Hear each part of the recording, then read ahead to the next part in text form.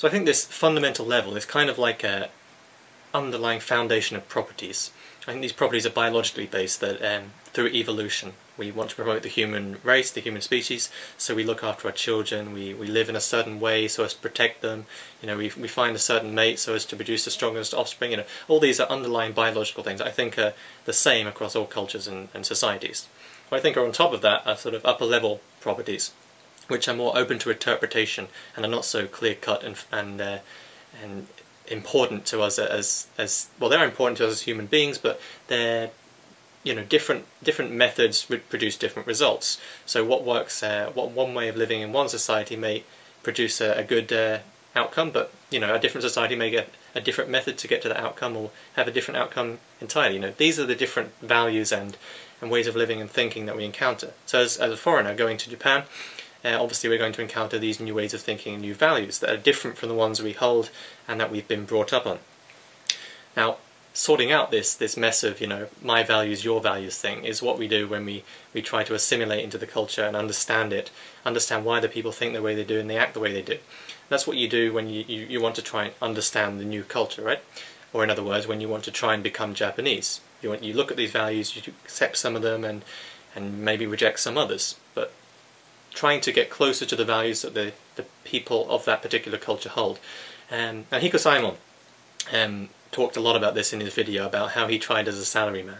So Hikosaemon tried to be the Japanese salaryman and become like many Japanese people are, and work long hours and have that sort of community, that life devoted to working with and for your co-workers and stuff like that, rather than seeing, as he called it, the whole picture, the whole sort of your whole life and the life of other people. He tried that, and personally, it didn't really mesh well with him. Yeah, and I kind of feel the same way. Like, I really want to get into Japanese culture, respect it, and work with and for the people here. But to a certain extent, there are things that I can't bring myself, or don't want to bring myself to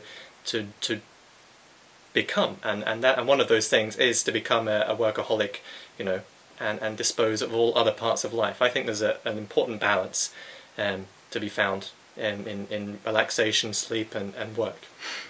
But anyway, how does all this relate to becoming Japanese? Well, from that conversation Hiroko and I were having on Twitter, and other people chipped in, like Harvey, Japan Newbie and stuff, with their great opinions as well.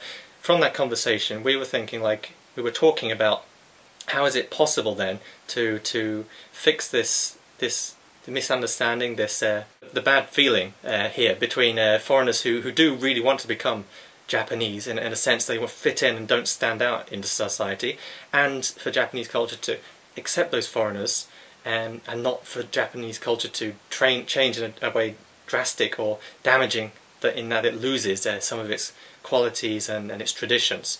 How is that possible? And I think, very naively perhaps, that this is going to be possible through grassroots level interaction, like people like Hiroko, and people like me, and people like Hikosaemon and Give Me a Break Man, who are in Japan, who have experienced their own culture, and other cultures as well, maybe, if they've worked in different countries, who know the sort of values and ways of thinking that the other people have, and can sort of assimilate that and understand that in their head, and then go about bringing the best way of sort of looking at that and appreciating that there are all these differences. I think to a certain extent, having to go abroad and actually experiencing that oneself directly is very important as well. I don't think any level of me or anybody speaking about it can ever convey what it's like to live and work and exist in a place with such different values to the ones you're brought up with. And having done that, then I think perhaps Japanese society could be more understanding and turn a blind eye is the wrong expression, but to not notice foreigners quite as much. Once there are more foreigners living in Japan who think of themselves as long-term residents, or maybe even Japanese, who have no intention of going home and want to work to better Japan, maybe when there are more people, more foreigners, and more Japanese people have had interactions with abroad, then that will sort of, hopefully, smooth out a bit better. And then, as to becoming Japanese, I think that's a personal choice. And here we're not talking about ethnicity, like having Japanese blood, because that's impossible.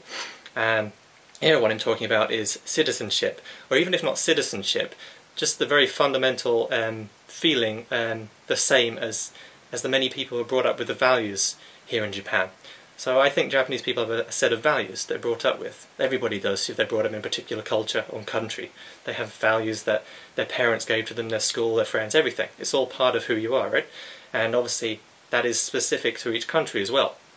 So yeah, I think with those values being specific to each country, you're going to get a kind of underlying consensus, like an understanding between people who have been brought up and raised with those values. You know, I think Hikosaemon said it best himself when he said that Japanese society has codes of behaviour that you adhere to, the senpai-kohai relationships, and this using keigo and polite language when speaking to superiors and people below you and stuff like that. And even among Japanese people who don't adhere to these rules, these sort of anmoku no ryokai, like these tacit understandings between people in a particular society, people who don't adhere to those are outcast, are treated as foreigners, like because they're not part of the group, like in that sort of way. So obviously for me, I've been brought up and raised in the UK with British values, I guess, whatever you want to call those, and they're making up a part of who I am now. And I say a part because I think when you go to a different culture and you experience that culture, you subconsciously and consciously take on bits and pieces, especially things you like.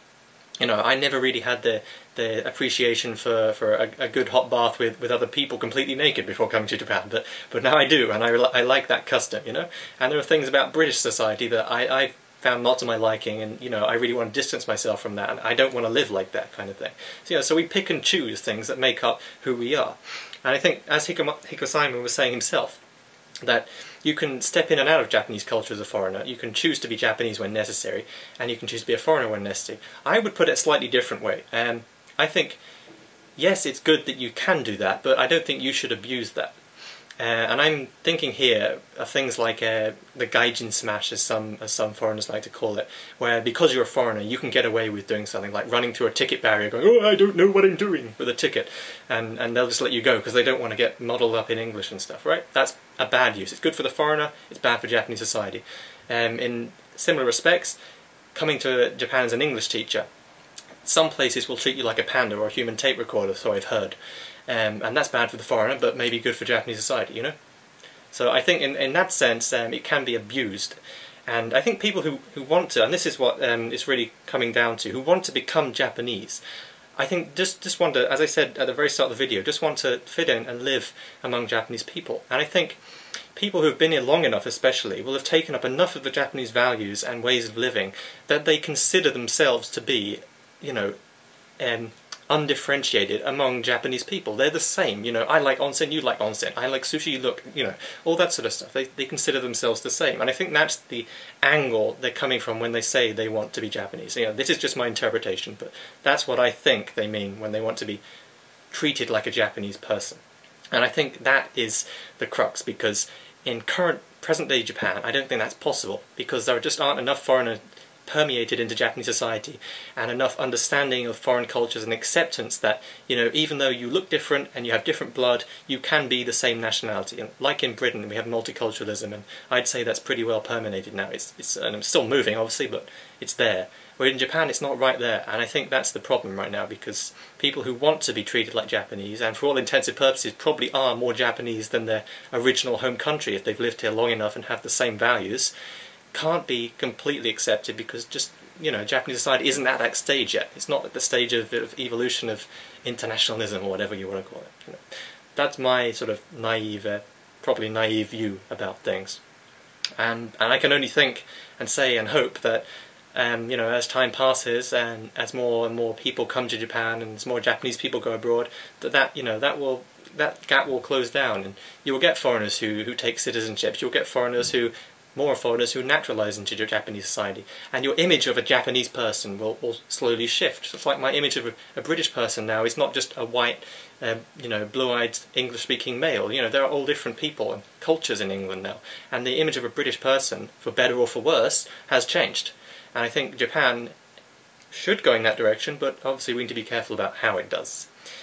So that's my opinion about becoming Japanese. Yeah, I think it is possible, but I just don't think you should expect to be to blend in and not, you know, stand out at all. Certainly not in this generation. But you know, that's what we're here to discuss these things for, right? So thanks for everybody for the videos, and well, please feel free to leave a comment or a video response, and thank you.